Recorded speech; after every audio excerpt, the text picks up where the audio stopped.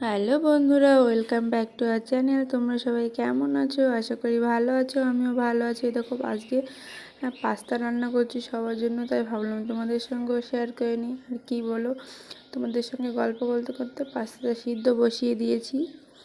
আর সিদ্ধটা মোটামুটি হয়ে এসেছে, তাই আমি হাত দিয়ে দেখে নিচ্ছি। এ দেখো, দেখতে গিয়ে যে আমার হাতটাই পুড়ে গেল, কী আর করা যাবে। পাস্তাটা সিদ্ধ হয়ে এসেছে, এবার জল ঝরাতে দিয়ে দিলাম।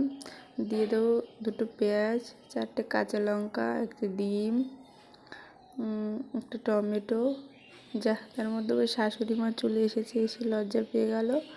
আর এই দেখো, কাঁচা লঙ্কা কুচি, পেঁয়াজ কুচি, ডিম, ভাজা ডিম। আর দেখো তার মধ্যে চাও বসিয়ে দিয়েছি, কারণ তোমাদের দাদাভাই চলে এসেছে। দেখো কড়াইতে সামান্য তেল দিয়ে, সাদা তেল দিলে ভালো হয়, তোমরা চাইলে যা কিছু দিয়ে করতে পারো, সমস্যা নেই। এবার পেঁয়াজ কুচি আর টমেটো কুচি দিয়ে আমি হালকা করে ভেজে নেব। দিয়ে দেবো সামান্য লবণ। লবণটা দিলে কি হয় বলো তো, একটু ভাজাটা তাড়াতাড়ি হয়, মানে পেঁয়াজটা একটু মজে ভালো। তো দেখো ভাজা মোটামুটি কমপ্লিট আমার। দিয়ে দিলাম কাঁচা লঙ্কা।